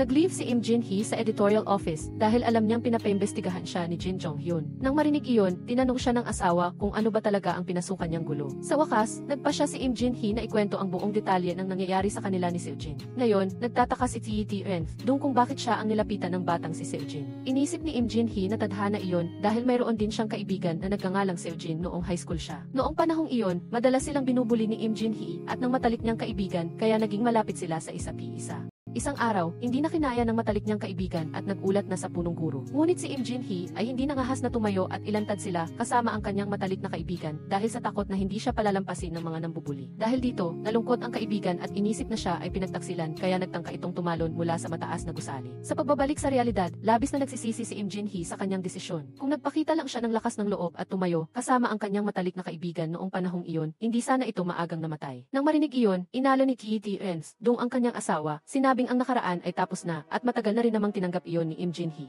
Gayunpaman, ngayon ay may isa pang Seo-jin na nagpakita at humingi ng tulong niya kaya ginagpa siya si Im Jin-hee na maging matapang minsan. Inalo rin siya ni T.T. Renz, dung at nangako siyang tutulungan niya ang kanyang sa lahat ng kanyang makakaya. Pagkatapos, dinala ni Im Jin-hee ang kanyang asawa kay Seo-jin at nang makita niya ang bata, doon lang naniwala si T.T. Renz, dung na totoo ang sinasabi ng kanyang binigyan niya ang ng bagong telepono na may GIS tracker. Sinabihan siyang itapon ang luma niyang telepono at manatili na lang doon kasama si Seo-jin para manatiling ligtas. Hayaan na lang daw niya at ng mga pulis ang pag-imbestiga sa TZ at sa subsidiary company ng Forrest. Pumayag si Im Jin-hee para kumalma ang kanyang asawa, ngunit pagkaalis nito ay agad siyang gumawa ng iba pang plano kasama si Seo-jin. Sa kabilang banda, makikita na may isang tumpok ng mga sagradong puno sa bahay ni Jin Jong-hyun. Sinuri niya ang masamang salamangka application ng Forrest at kinuha ang mga larawan ng mga taong gustong isumpa para isabit bilang mga dahon sa puno. Sa oras na ito, hindi na mabilang ang dami ng dahon na nakasabit sa puno. Nagpatuloy si Jin Jong-hyun sa pagsuri sa masamang salamangka application ng Forrest at hindi sinasadyang natuklasan ang pangalang Baek Seo-jin. Sa pamamagitan nito, nalaman niyang inutusan siya ng kanyang mga kamag-aral na gumamit ng masamang salamangka sa kanila. Napagtanto ni Jin Jong-hyun na ito ang taong nakita niya sa elevator ng ospital.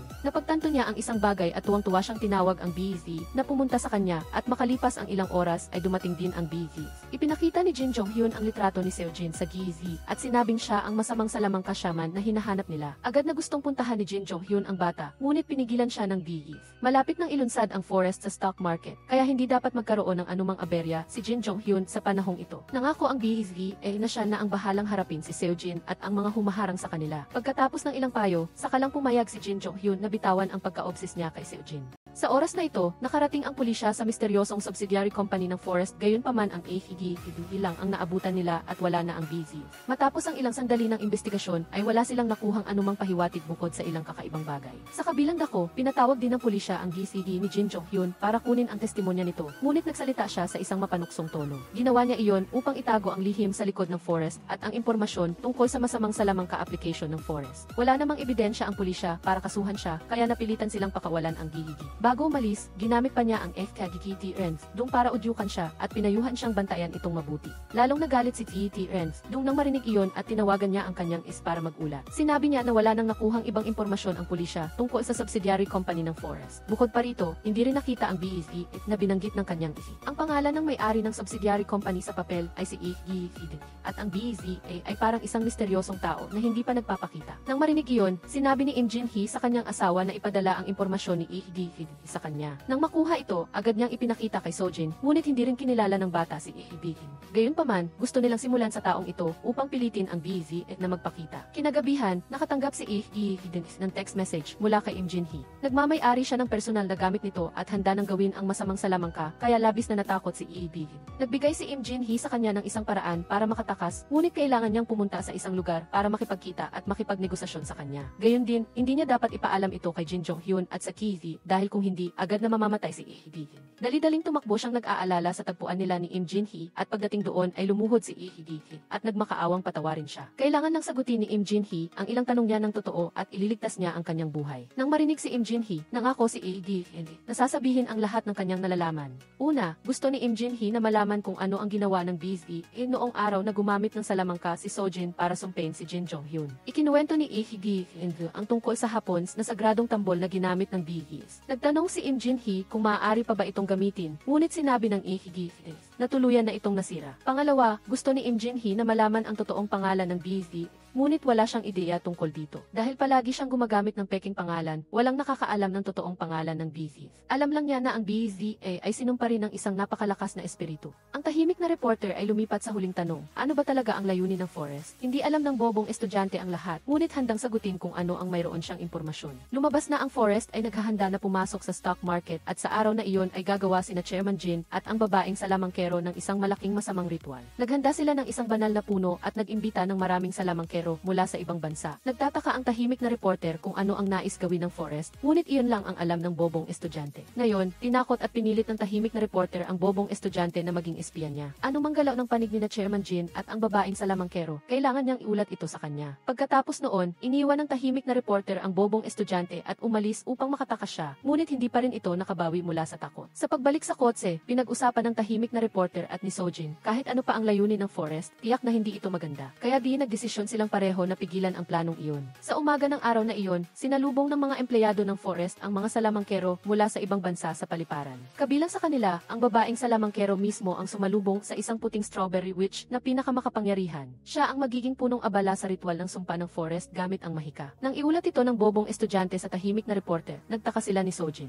Ano ba talaga ang gusto nilang isumpa gamit ang mahika at bakit kailangan nila ng maraming salamangkero? Nang makita na hindi alam ng bobong estudyante, pinilit siya ng tahimik na reporter na mag-imbestiga ng mas malalim at ibinaba na ang telepono. Pagkatapos noon, dumating ang asawa ng tahimik na reporter at gustong dalhin ang kanyang asawa sa kung saan. Kahit gustong sumama ni Sojin, pinaghintay siya ng mag-asawa sa bahay. Sa sandaling ito, kinakalikot ng bobong estudyante ang gamit ng babaeng salamangkero at nakahanap siya ng listahan ng masasamang ritual ng Forest. Sa loob nito ay ang mga tao na gagamitin sa ritual ng sumpa gamit ang masamang mahika sa Forest Evil Magic Application. Laking gulat ng bobong estudyante dahil lumabas na ang ritual na ito ng Forest ay hindi lang isang tao ang gusto nilang isumpa kundi maraming tao. Biglang may tawag mula sa babaeng salamangkero na ikinagulat ng bobong estudyante. Inutusan siya nitong pumunta sa kanya para batiin ang puting strawberry witch. Nag-alala ang bobong estudyante na baka malaman ng babaeng salamangkero na isa siyang espiya, ngunit kinailangan pa rin niyang umalis upang hindi siya paghinalaan. Hindi sinasadyang natuklasan ng bobong estudyante na may pulis na sumusunod sa kanya, kaya binalaan niya ang pulis na huwag siyang sundan. Nang malaman na nabunyag ang pagsubaybay, nakipag-ugnayan ang pulis sa kanyang kasamahan at sinabihan itong maging maingat upang maiwasan ang pagkatuklas. Sa kabilang banda, ang kasamahan na sumusubaybay sa bahay ni Chairman Jin ay nakita siyang naghahanda ng lumipat ng bahay, kaya agad siyang nagulat kay Team Leader Jung. Inutusan ng Team Leader ang kasamahan na sundan ang sasakyan ni Chairman Jin para malaman kung saan siya pupunta. Pagkatapos ng tawag, pumunta si Team Leader Jung kasama ang kanyang asawa para maghanap ng isang etnografiya professor. Lumabas na nakuhanan ng pulis ang larawan ng ilang mga sinaunang bagay na natagpuan sa opisina ng subsidiary ng Forest. Nais ni na Team Leader Jung at Reporter Im na tanungin ang professor kung para saan ang mga bagay na iyon. Sa pamamagitan ng pananaliksik, tanging alam lang ng profesor ay ang mga sinaunang bagay na iyon ay mailayuning itaboy ang masasamang espiritu at wala ng iba pang gamit. Pagkatapos marinig iyon, labis na nadismaya si Reporter Im. Iniisip na hindi lang iyon ang gamit nito dahil mayroon pang ibang mas masahol na balak si Chairman Jin. Biglang nakatanggap si Team Leader Jung ng tawag mula sa kanyang kasamahan na nag-ulat na si Chairman Jin ay lumipat patungo sa bundok Chonbu. Gayunpaman, dahil sa dami ng mga gwardiya doon, hindi siya makasunod sa loob ng bundok. Inutusan ni Team Leader Jung ang kasamahan na umatras muna at bumalik sa istasyon kung saan magpapatupad sila ng bagong plano. Pagkatapos, umalis siya at ang kanyang asawa sa opisina ng profesor na may balak pumunta sa ibang lugar. Sa kabilang banda, pagdating ng bobong estudyante kay babaeng salamangkero, agad siyang hinila para salubungin ang puting strawberry witch.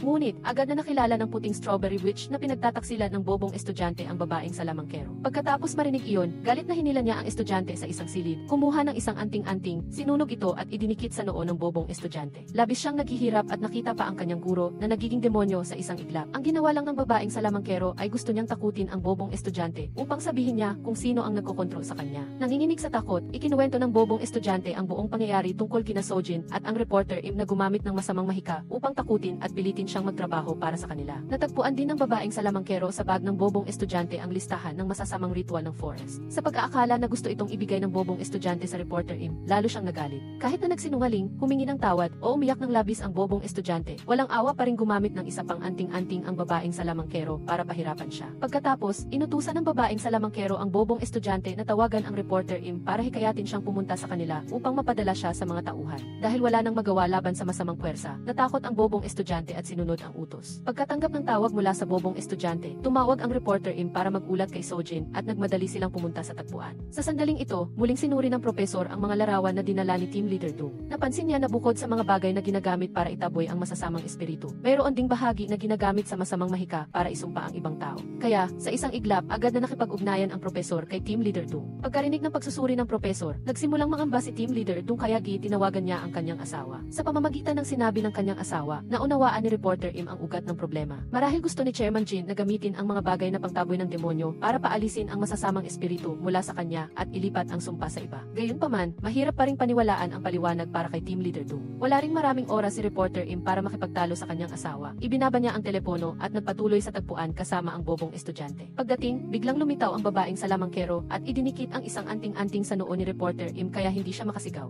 Pagkatapos noon, dumating ang mga tauhan, inutusan siyang matulog at binuhat ang reporter Im papunta sa sasakyan. Lumingalinga pa ang babaeng salamangkero at hinanap si Sojin sa lahat ng dako. Gayunpaman, nasaksihan na ng dalagita ang lahat kaya nagtago siya sa isang sulok upang iwasan siya. Matapos dalhin ng grupo ang reporter Im, agad na tumawag si Sojin para magulat kay Team Leader Dung. Labis siyang nag-alala para sa kaligtasan ng kanyang asawa dahil alam niyang kinidnap ito. Sinabihan ni Team Leader Dung si Sojin na umuwi at hintayin siya habang hinahanap niya ang reporter Im. Ngunit hindi tumugon ang dalagita at ibinaba ang telepono. Sa sandaling ito, dinala ang reporter Im sa isang inabandonang bahay. Nang dahan-dahan siyang magising, masamang umiti ang babaeng salamangkero bilang pagbati. Pagkatapos ay tinakot niya si reporter Im para ituro kung nasaan si Sojin. Ngunit hindi niya sasabihin at sa halip ay gusto niyang itanong kung ano ang tunay na layunin ng forest sa nalalapit na paglulunsad. Kahit na hindi nagsalita ang babaeng salamangkero, nahulaan ni reporter Im ang lahat. Gusto niyang gamitin ang kapangyarihan ng mga salamangkero mula sa ibang bansa para paalisin ang masamang espiritu mula kay Chairman Jin at gamitin ang masamang mahika para isumpa ito sa katawan ng ibang tao. Naniniwala siyang gusto nilang gamitin ang masamang espiritu para manipulahin ang lahat. Nang malaman ng babaeng salamangkero na alam ni reporter Im ang buong katotohanan, labis siyang nagalit. Inakala niyang sinabi ito ng bobong estudyante kay reporter Im kaya ginawa niya itong halimbawa para takutin si reporter Im.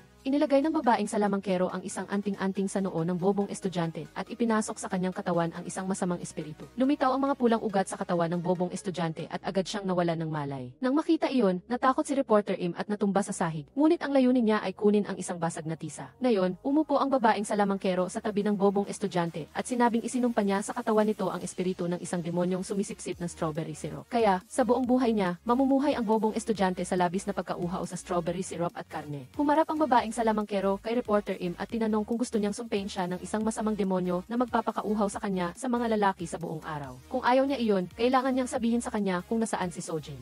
Kahit na tinakot, desidido pa rin si reporter Im na huwag magpasako. Naghahanda na ang babaeng salamangkero na kumuha ng bagong anting-anting nang biglang tumunog ang telepono ni reporter Im. Nang sagutin ng babaeng salamangkero ang tawag at kausapin si Sojin, gusto ng dalagita na ipagpalit ang kanyang sarili para sa kaligtasan ni reporter Im. Ibinigay ng babaeng salamangkero ang telepono kay reporter Im para patunayan na buhay pa siya at nagtakda ng tagpuan kay Sojin para sa pagpapalitan. Hindi rin naman tanga ang dalagita at alam niyang tiyak siyang maaresto kung pupunta siya roon. Hiniling ni Sojin sa babaeng salamangkero na pakawalan muna si reporter Im at pagkatapos ay makipagkita sa kanya sa istasyon ng tren. Gayunpaman, pagkababa pa lang ng telepono, inutusan agad ng babaeng salamangkero ang pinuno ng mga tauhan na patayin si reporter Im. At nagdala siya ng 3 pang tauhan upang pumunta sa tagpuan para arestuhin si Sojin. Nagpa siya ang mga tauhan na naiwan na dalhin sina reporter Im at ang bobong estudyante sa isang liblib na lugar upang patayin. Sa kabilang banda, humingi ng tulong si team leader dung sa kanyang kasamahan para ilocate ang kanyang asawa. Sa kabutihang palad, hindi pa nakapatay ang telepono ni reporter Im kaya nagmadali siyang dinala ang kanyang koponan para iligtas ang kanyang asawa. Sa daan, napansin ni team leader dung na gumagalaw ang kanyang asawa. Sa pagkaalam na dinadala si reporter Im sa ibang lugar, nagmadali siyang sinabihan ang kanyang kasamahan na bumalik. Sa kabilang banda, habang tumatakas ang mga tauhan, biglang nagwala ang bobong estudyante at kung ano-ano ang sinasabi. Nang makita ito, kinuha ng pinuno ang tape at tinakpan ang bibig niya. Ngayon, naalaala ng pinuno na nakita niya ang mga pulis sa daan. Para bang may naintindihan siya at nagmamadaling inutusan ang kanyang kasamahan na halughugin ang bag ni reporter Im. Nakita ng kasamahan ang telepono ni reporter Im na nakabukas pa ang heath. Agad na pinahinto ng pinuno ang sasakyan at walang awang itinapon tinapon ito sa kalsada. Nang matagpuan ni Team Leader Dung ang telepono, alam niyang nawala na niya ang bakas ng kanyang asawa. Nakamtan ng mga tauhan ang pag-iwas sa pulis, ngunit nakaharap naman sila sa isang malaking problema. Biglang kinagat ng bobong estudyante ang tape at sumugod para kagatin ang braso ng kasamahan, kaya nagmamadaling umawat ang iba pa. Sinentensyahan ni Reporter Im ang pagkakataon na gamitin ang basag na tisa na nakuha niya kanina para putulin ang tali at gamitin ang bandana para kontrolin ang trooper. Agad na nawalan ng kontrol ang sasakyan at bumulusok sa bukid at nawalan ng malay ang lahat ng nasa loob. Maya-maya, dahan-dahang nagising si Reporter Im, nagsumikap siyang umalis sa sasakyan at tumakas, ngunit pagkatapos ng ilang hakbang ay natumba siya. Sa kasamaang palad, nagising din ang pinuno ng mga tauhan, kinuha niya ang pamalo at desididong hindi papayagan si Reporter Im na makatakas. Sa sandaling handa na ang pinuno na manakit, dumating ang pulis. Nakita ni Team Leader Dung na malapit nang masaktan ang kanyang asawa, kaya giagad niyang kinuha ang baril at binaril ang pinuno. Mabilis ding sinugod ng kanyang kasamahan ang lalaki, kaya di maswerteng nakatakas si Reporter Im. Pagkatapos iligtas ang babae, agad na tumawag ng ambulansya ang pulis para sa kanya. Sa kabilang banda, dumating ang babaeng salamangkero sa tagpuan kay Sojin at tinawagan ang dalagita. Hindi inaasahan na naglakas loob si Sojin na magpakita sa harap niya at pagkatapos ay hiniling niya sa babaeng salamangkero na sumunod sa kanya. Nang hindi nag-iisip ng husto, inutusan niya ang kanyang mga tauhan na sumunod sa ibang direksyon upang harangin ang dalagita. Mabilis na nakasakay si Sojin sa tren bago siya makita ng mga alipores ng babaeng salamangkero. Nang makita iyon, sumunod din ang babaeng salamangkero sa loob at maingat siyang kumuha ng anting-anting bilang pag-ingat. Samantala, pumasok si Sojin sa isang sulok at binaliktad ang kanyang suot na jacket. Nag-abang si Sojin hanggang sa makalampas ang babaeng salamangkero sa kanyang pinagtataguan at agad niyang hinawakan ang kamay nito. Gumawa ang dalagita ng isang masama at brutal na ritual sa babaeng salamangkero para makaganti sa namayapang ina. Walang paraan ang babaeng salamangkero para lumaban, tanging ang naramdaman lang niya ay ang sakit sa katawan at kaluluwa. Nang dumating ang tren sa susunod na istasyon, nakita ng mga pasahero na malamig na bangkay na lang ang babaeng salamangkero. Nagtakbuhan ang mga tao sa takot at ang mga tauhan na kasama niya ay natulala lang ng mga 50 segundo. Nakatakas si Sojin kasama ng magulong tao at mumiti siya dahil sa wakas ay nalutas na niya ang isang kalaban. Ngayon, kailangan na lang niyang harapin si Chairman Jin at matatapos na ang lahat. Sa umaga, umakyat si Chairman Jin sa bundok para mag-ehersisyo at hindi niya inaasahan na may ulo ng Buddha na tinawag na demonyong Buddha sa bundok Chonbu. Ayon sa alamat, ang rebultong ito ng Buddha ay ginagamit upang supilin ang mga espiritu, kaya giwalang salamangkero na malapit dito ang makakagamit ng mahika. Ngayon, nakatanggap si Chairman Jin ang tawag mula sa sekretarya na nag-uulat tungkol sa pagkamatay ng babaeng salamangkero dahil sa sumpa gamit ang masamang mahika. Hindi lang siya hindi nalungkot, umiti pa siya ng may panalo. Sa kabilang banda, tinanggap din ng homicide team ang kaso ng babaeng salamangkero. Ngunit wala silang impormasyon tungkol sa kanya dahil lahat ng dokumento ng babaeng salamangkero ay peke. Gayunpaman, nakita ng pulis ang listahan ng masasamang ritual ng forest sa bag ng babaeng salamangkero. Kaya, kinumpirma ng pulis na may kaugnayan siya sa kumpanya ng forest. Sa pagtingin sa baluktot na katawan ng babaeng salamangkero at ang resulta ng otopsya na nakakita ng malaking dami ng arachidonic acid at ethanolamine sa kanyang utak. Naalaala ni Team Leader Dung ang hindi nalutas na pagkamatay ng direktor ng edisyon, kasama ang masamang mahika na sinabi ng kanyang asawa sa kanya. Naghihinala si Team Leader Dung na ang pagkamatay ng direktor ng edisyon at ang babaeng salamangkero ay gawa ng iisang tao. Bigla siyang nakatanggap ng tawag mula kay Sojin. Nagtanong ang dalagita tungkol kay Reporter Im. Sinabi ni Team Leader Dung kay Sojin na nasa ospital ang kanyang asawa. Nagtaka siya kung saan nagpunta ang dalagita kagabi dahil naghihinala siyang may kaugnayan si Sojin sa kaso. Ngunit hindi siya sumagot at ibinaba ang telepono. Pagkatapos, naghanap si Sojin ng ibang damit at nagdesisyong pumunta sa bundok Chonbu upang makita si Chairman Jin. Sa kabilang banda, muling ipinatawag ng pulis ang sekretarya sa istasyon para imbestigahan dahil tiyak na may kinalaman ang babaeng salamangkero sa forest sa pagkakataong ito. Ngunit nang ibigay ng pulis ang impormasyon ng babaeng salamangkero, umiling ang sekretarya at nagkunwaring hindi niya ito alam. Galit pa niyang sinigawan ang pulis na wala pang sapat na ebidensya para mag-imbestiga sa forest. Ang paggawa nito ay makakaapekto sa reputasyon ng kumpanya habang malapit na itong ilunsad sa stock market. Napakatuso ng sekretarya kaya gusto na lang siyang suntukin ng pulis. Gayunpaman, kinailangan pa rin niyang magtiis at pinakawalan ang sekretarya. Sa loob ng sasakyan, agad na nag-post ang sekretarya ng sumpa gamit ang masamang mahika kina Reporter Im at Team Leader Dung sa Forest Evil Magic application. Tumawag pa siya para atasan ang AT team na taasan ang engagement para sa post upang ang mag-asawa ay maging biktima sa nalalapit na ritual ng sumpa gamit ang masamang mahika. Sa sandaling ito, nagising na si Reporter Im at nagmadaling dumalaw sa asawa si Team Leader Dung. Gusto ni Reporter Im na tanungin ang kanyang asawa kung nasaan si Sojin dahil natatakot siyang baka mahuli siya ng babaeng salamangkero. Kinuha ni Team Leader Dung ang impormasyon ng isang tao na agad namang nakilala ni Reporter Im bilang ang babaeng salamangkero. Sinabi ni Team Leader Dung sa kanyang asawa na pumanaw na ito. Alam ni Reporter Im na ginawa ni Sojin ang masamang ritual sa babaeng salamangkero. Nahulaan din niya na ang susunod na hahanapin ni Sojin ay si Chairman Jin at tiyak na papunta na siya sa bundok Chonbu. Gusto ni Reporter Im na hanapin siya, ngunit pinigilan siya ng kanyang asawa. Dahil hindi pa siya lubusang gumagaling, siya at ang pulis ang hahanap kay Sojin para sa asawa. Ngunit napumilit pa ring sumama si Reporter Im. Sa kabilang banda, si Sojin ay nasa bundok Cheonbu at naghintay siya hanggang hating gabi bago maglakas loob na kumilos. Sumaliksik si Sojin patungo sa tolda ni Chairman Jin at direktang hinawakan ang daliri nito para isagawa ang sumpa gamit ang masamang mahika sa kanya. Hindi inaasahan na nawala ng bisa ang mahika kahit paulit-ulit niya itong sinubukan. Nagbukas ng mata si Chairman Jin at bumiti sa dalagita. Alam niyang darating si Sojin kaya hinintay na niya ito. Dahil hindi niya magamit ang masamang mahika, sumugod na lang si Sojin para pigilin ang paghinga ni Chairman Jin. Ngunit paanong matatalo ng lakas ng isang bata ang isang matanda? Pagkatapos noon, kinalagkad si Sojin palabas ng tolda ni Chairman Jin. Ngayon, sinabi ni Chairman Jin kay Sojin na ang demonyong Buddha ang humarang sa kanyang kapangyarihan. Pagkatapos, inutusan niya ang kanyang tauhan na patayin si Sojin, ngunit hindi siya sumuko. Bago pumunta sa kabilang buhay kasama ng kanyang ina, gusto ni Sojin na itanong kung bakit pinatay ni Chairman Jin ang kanyang ina. Ang sagot niya ay ikinagulat at ikinabigla ng dalagita. Lumabas na ang ina ni Sojin ang unang gustong patayin si Chairman Jin para sirain ang masamang espiritu sa loob niya. Hindi sinasadyang nakita ni Chairman Jin ang mga pulang ugat sa kamay ni Sojin na mayroon din siya. Bigla siyang may naunawaan, lumabas na hindi lang si Chairman Jin ang isinumpa ng masamang espiritu 0 taon na ang nakalipas, kundi pati na rin si Sojin. Nang ginamit ng ina ni Sojin ang masamang mahika para patayin siya, nakita niya ang paghihirap ng kanyang anak kaya huminto siya. Dahil dito, nagkaroon ng pagkakataong mabuhay si Chairman Jin. Nagdesisyon siyang bigyan ng isang buhay si Sojin at inutusan ang kanyang gwardiya na dalhin ang dalagita pababa ng bundok. Sa pagkakataong ito, pinatawad ni Chairman Jin ang dalagita bilang bayad sa lahat ng utang. Kung magpapatuloy si Sojin sa paghahanap sa kanya, hindi na magiging mapagbigay si Chairman Jin. Buong hinanakit na bumaba si Sojin sa bundok, bigla siyang nahilo at natumba. Lumabas na ang puting Strawberry Witch ay nagpapagana ng sumpa gamit ang masamang mahika laban kay Sojin. Biglang tumakbo ang alipores niya at sinabing inutusan ni Chairman Jin na kanselahin ang masamang mahika kay Sojin. Kahit labag sa kalooban, kinailangan pa ring sumunod ng puting Strawberry Witch kaya unti-unting gumaling si Sojin. Dahan-dahan siyang bumaba ng bundok, naglalakad at inaalala ang kanyang namayapang ina. Ang paghihiganti na ito ay dapat pa ring isagawa. Sa sandaling dumating siya sa paanan ng bundok, dumating din ang sasakyan ni Team Leader Doom. Nagmamadaling tumakbo si Reporter Im para kumustahin si Sojin, ngunit umiyak lang ang dalagita at niyakap ang reporter. Sa wakas, nakahinga na rin ng maluwag ang pulis dahil ligtas pa rin si Sojin. Biglang nakatanggap ng tawag si Team Leader Doom mula sa istasyon ng pulisya. May nagulat ng isang kaso na may kaugnayan sa forest. Lumabas na dumating ang tiktik para isumbong ang mga empleyado ng forest sa pagkidnap at pananakit sa kanya. Matapos matanggap ang ulat, mabilis na bumalik si Team Leader Doom sa istasyon para sa investigasyon. Nagsimulang ikwento ng tiktik ang buong pangyayari at kinilala ang pinuno ng mga kidnapper bilang ang sekretarya ni Chairman Jin. Dahil sa matalas na pakiramdam ng isang tiktik, naalaala niya ang buong ruta patungo sa hideout ng mga kidnapper at isinulat niya ito sa kanyang notebook. Masigasig pa siyang nagturo sa pulis na gamitin ang notebook para mahanap ang ruta ng paglalakbay. Pagkatapos, kung susuriin ang key footage sa kalapit na lugar, tiyak na makikita ang mga kidnapper na dinadala ang bihag.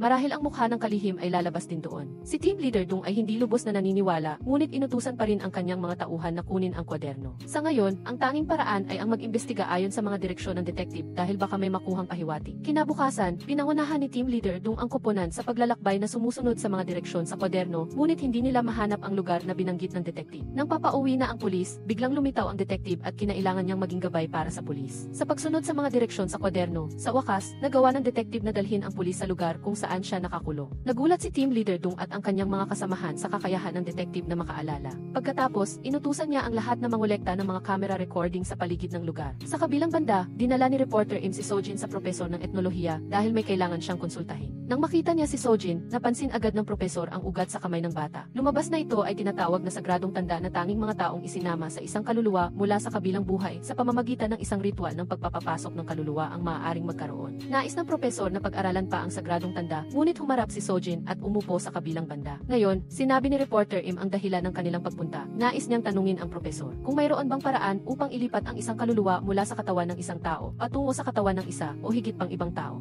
Nagsimulang magpaliwanag ang propesor. Depende sa pagnanasa ng kaluluwa sa katawan ng host, ito mismo ang magdedesisyon kung magpapalit ba ng host o hindi. Ang pagpapalit ng host ay kailangang dumaan sa isang masalimuot na ritual. Kaya naman, karaniwan, kung magpasya ang masamang espiritu na magpalit ng host, hahanapin nito ang mga bagay na may kakayahang manatili ng walang hanggan, tulad ng mga bagay, puno, o estatwa ng bato. At hindi nito pipiliin ang mga tao na may habang buhay na wala pang 100 taon. Matapos marinig ito, nagduda sina Reporter Im at Sojin kung ano ba talaga ang panghuling layunin ng masamang espiritu kay Chairman Jin. Sa daan pabalik, biglang naalala ni Sojin na ang kamay ni Chairman Jin ay mayroon ding pulang ugat tulad ng sa kanya. Napagtanto rin ni Reporter Im na ang mga pulang ugat na ito ay halos kapareho ng simbolo ng forest. Parang naintindihan nilang dalawa ang isang bagay, marahil ay gustong ilipat ni Chairman Jin ang masamang espiritu sa kanya sa Information Technology Network ng forest. Nais niyang gamitin ito upang isagawa ang sumpa sa mga taong ang mga pangalan ay nakasulat sa masamang application ng sumpa ng forest at manipulahin silang lahat. Kung mangyari ito, malaking kalamidad ang sasapit sa buong bansa at walang makapagliligtas. Agad na ipinagbigay alam ni Reporter Im ang balita sa kanyang asawa at nang marinig ito, hindi makapaniwala si Team Leader Dung. Gusto niyang ipaliwanag ng malinaw ng kanyang asawa.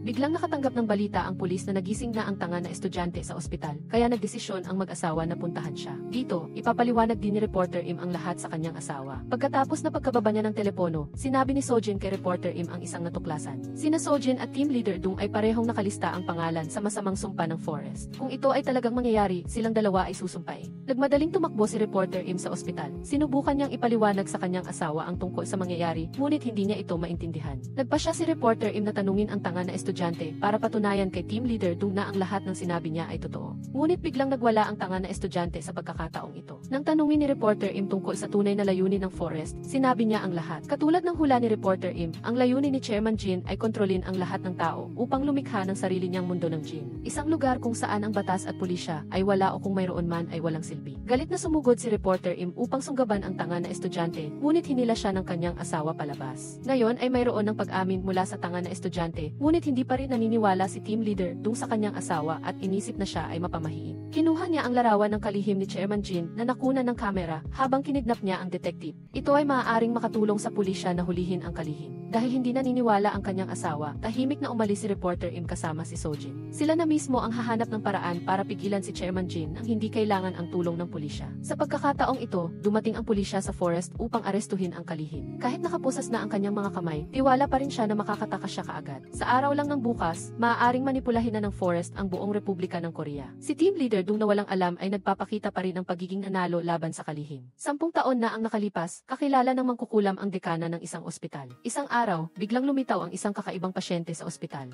Base sa salaysay ng dekana, napagtanto ng mangkukulam na ang pasyenteng iyon ay sinasapian ng demonyo at ang taong ito ay walang iba kundi si Chairman Jin. Napagtanto ng mangkukulam na napakalakas ng masamang espiritu sa kanya, kaya nais niyang subukang harapin ito. Pumayag ang dekana na magsagawa siya ng isang ritual sa silid ng pasyente. Ang resulta, nabigo ang ritual at tanging napakalma lang ng mangkukulam ang masamang espiritu, ngunit hindi niya ito mapalabas sa katawan ni Chairman Jin. Napagtanto ang napakalaking kapangyarihang ito, nagpa siya ang mangkukulam na sambahin ito, sumunod kay Chairman Jin upang maghanap ng dakilang ambisyon at magtayo ng isang bagong lipunan. Ngayon, malabo pa rin ang pag-iisip ni Chairman Jin tungkol sa kapangyarihan sa kanyang sarili, kaya masunuring nakikinig siya sa lahat ng sinasabi ng mangkukulam. Nahulaan niya na maihahadlang kay Chairman Jin, kaya nagpa siya siyang dalhin si Chairman Jin upang harapin ang ina ni Sojin. Hindi inaasahan, nagkamali ang hula ng mangkukulam sa pagkakataong ito. Ang kumontra sa plano ni Chairman Jin ay si Sojin na noon ay 6 na taong gulang pa lamang at hindi ang kanyang ina. Balik sa kasalukuyan, dinala ni Sojin si Reporter Im sa bahay ng ina ni Jin Jong-hyun, sa pag-asang makahanap ng isang bagay noong bata pa siya upang magsagawa ng isa pang masamang sumpa. Sa pamamagitan ng sinabi ng ina, nalaman nilang dalawa na nagpadala rin si Chairman Jin ng mga tao upang kolektahin ang lahat ng kanyang personal na gamit dito. Sa kabutihang palad, may naiwan pa ring ilang gamit noong bata pa si ina ni Jin Jong-hyun.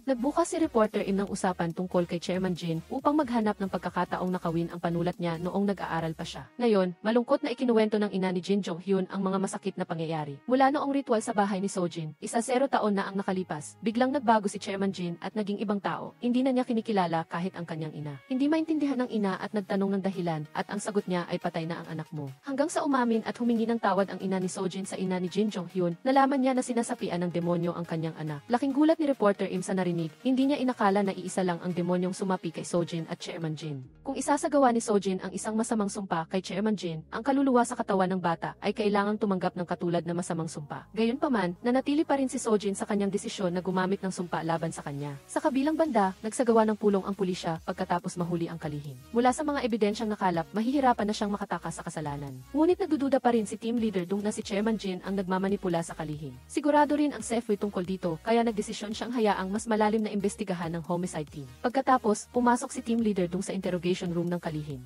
Nais niyang umamin ito na ang Forrest at si Chairman Jin ang nag-utos sa kalihim na mangidnap at harapin ang ibang tao. Hindi inaasahan, inako ng kalihim ang lahat ng responsibilidad at sinabing ang lahat ng ginawa niya ay walang kinalaman sa Forrest. Ang katigasan ng ulo ng kalihim ay naglagay sa pulisya sa isang mahirap na sitwasyon. Pagbalik sa kanyang opisina, nahulaan din ni team leader Dung ang dahilan kung bakit niya ito ginawa. Malapit na mapunta sa stock market ang Forrest at tiyak na makikinabang ng malaki ang kalihim mula sa shares. Kung isasama ngayon ang Forrest sa mga kaso, mapipilitan ang kumpanya na ipagpaliban ang pagpasok sa stock market na magreresulta sa malaking pagbagsak ng presyo ng stock. Kailangan lang maghintay ng kalihim hanggang bukas at makukuha niya ang matagal na niyang inaasam. Ngayon lang naalala ni team leader Dung ang sinabi ng kanyang asawa kasabay ng sinabi ng tanga na estudyante sa ospital. Kung tama ang sinabi nilang dalawa, ang sangkatauhan ay humaharap sa isang napakalaking kalamidad. Ngayon ang araw na papasok sa stock market ang Forrest at dumating ang puting strawberry na mangkukulam sa bundok Chonbu upang sunduin si Chairman Jin pauwi. Siya ang magpoprotekta kay Chairman Jin hanggang sa makapasok ang Forrest sa stock market upang labanan ang pag-atake ng mga kaluluwa. Nagpakabit pa ang puting strawberry na mangkukulam ng mga anting-anting sa lahat ng dako na labis namang ikinatuwa ni Chairman Jin dahil sa pakiramdam ng ganap na kaligtasan. Sa pagkakataong ito, nagsimula na rin ang handaan para sa mga bisita ng Forrest. Nagpuslit papasok sina reporter Im at Sojin, ngunit sa kasamaang palad ay nakilala sila ng mga gwardiya, kaya hinabol sila nito para hulihin. Matalinong hinila ni reporter Im si Sojin sa isang sulok upang magtago at makatakas sa paghahanap ng mga gwardiya. Nakita nilang dalawa ang punong simbolo ng Forrest na ipinakita na may mga pangalan ng mga tao sa listahan ng masamang sumpa ng Forrest na nakakabit sa itaas. Isang oras na lang ang nalalabi para makapasok sa stock market ang shares at nagsimula na rin ang ritual. Gayunpaman, hindi pa lumalabas si Chairman Jin kaya nagpasya silang dalawa na maghintay ng tahimik. Sa kabilang banda, nakaisip si team leader Dung ng paraan upang pilitin ang kalihim na ibunyag ang sikreto ni Chairman Jin at ng Forrest.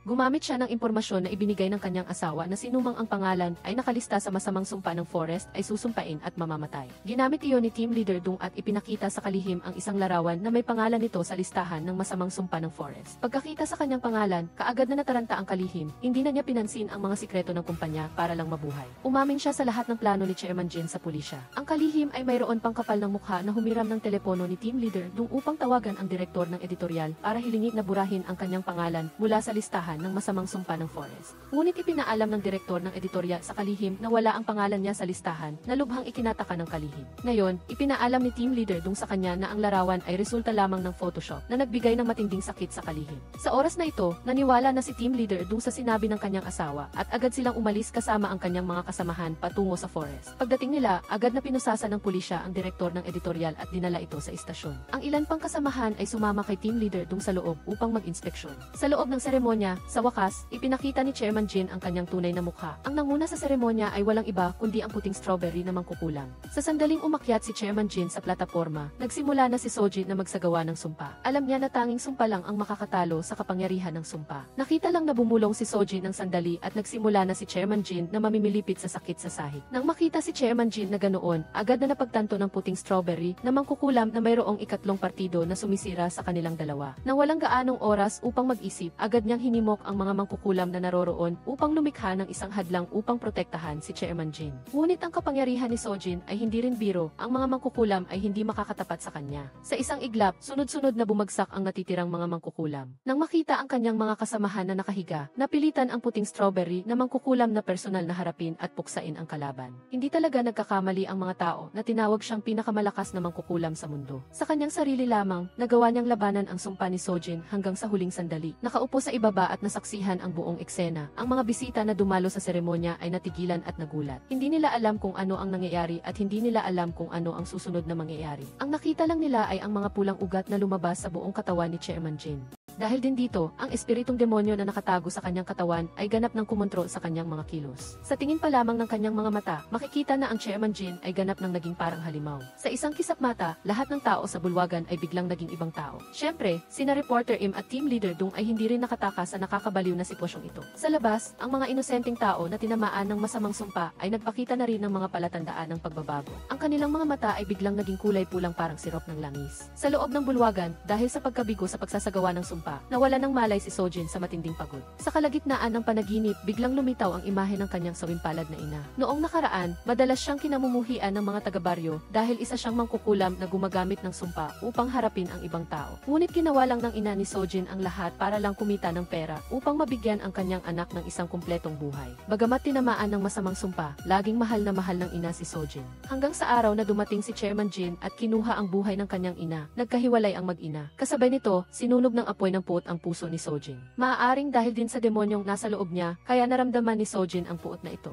Mabuti na lang at gumanda ang lahat simula nang makilala ni Sojin si Reporter In. Mula noong nakatadhana na araw na iyon, tila gumaling ang puso ni Sojin dahil sa pagmamahal ng reporter. Pagkatapos magising mula sa kanyang panaginip, ang nakita ni Sojin ay ang eksena kung saan ang mga tao sa paligid niya ay kinokontrol na ng demonyo. Ayaw niyang mas maraming tao pa ang magdusa, kaya gumawa si Sojin ng pinakamahalagang desisyon sa kanyang buhay. Upang tuluyang matalo ang espiritong demonyo sa loob ng katawan ni Chairman Jin, nagpasya si Sojin na isagawa ang sumpa sa kanyang sarili. Sa entablado, dahil sa pag-atake ng sarili niyang sumpa, nagsimulang makaramdam ng sakit ang puting strawberry na mangkukulam. Pagkatapos mawala ang sumpa ng demonyo, biglang nagliyab ang katawan ni Chairman Jin na parang sulo. Muling natigilan ang mga taong naroroon sa harap ng nakakatakot na eksenang ito. Pagkatapos ng maraming pagsisikap, sa wakas, natalo rin ang kasamaan at bumalik na ang lahat sa dati. Sa pagkakataong ito, nagkakagulo ang lahat at pinag-uusapan ang balitang may kinalaman kay Chairman Jin. Dahil si Chairman Jin ay nasa kabilang buhay na, ang kalihim at ang kumpanyang Forest ang kailangang manindigan at akuin ang lahat ng responsibilidad. Sa kabilang banda, dinala na rin si Sojin sa amponan, ngunit hindi pa rin siya nagigising. Isang buwan pagkatapos ng kakilakilabot na pangyayaring iyon, personal na binisita ng mag-asawang Reporter In si Sojin sa amponan. Gayunpaman, sa loob ng maraming araw, hindi pa rin nagbubukas ng mata si Sojin. Sa tabi ng kama, nagpasalamat si Reporter In kay Sojin sa kanyang malaking kontribusyon. Kung hindi dahil sa sakripisyo ni Sojin, hindi tiyak na ligtas ang lahat. Nang binanggit ni Reporter In iyon, tumulo ang luha sa gilid ng mata ni Sojin. Sa sandaling umalis ang lahat sa silid, misteryosong naglaho si Sojin. Walang nakakaalam kung saan nagpunta si Sojin, walang nakakaalam kung paano siya nabubuhay na yun. Ganyan talaga ang buhay, ang mga tao ay laging nag-iinggitan at nagsasabi ng masasamang salita sa isa't isa. Ngunit nasubukan mo na bang tanungin ang sarili mo kung ano ang gagawin mo kung ang iyong mga hindi sinasadyang salita ay biglang magkatotoo? Kaya huwag magbitaw ng masasakit na salita sa kabilang panig dahil lamang sa maliliit na hindi pagkakaunawaan na parang butas ng ilong. Sa kaluluwa ng bawat tao, laging may mabuti at masama ngunit ang kabutihan ay laging mananaig. Kung hindi ka komportable sa isang tao, sa halip na magbitaw ng masasamang salita, sumpain mo sila sa isang sibilisadong paraan. Sige, dito na nagtatapos ang pelikula. Mag-subscribe sa channel sa loob ng 3 segundo upang suportahan kami. Salamat sa inyong panonood sa aming channel. Magkita-kita tayong muli sa susunod na pelikula.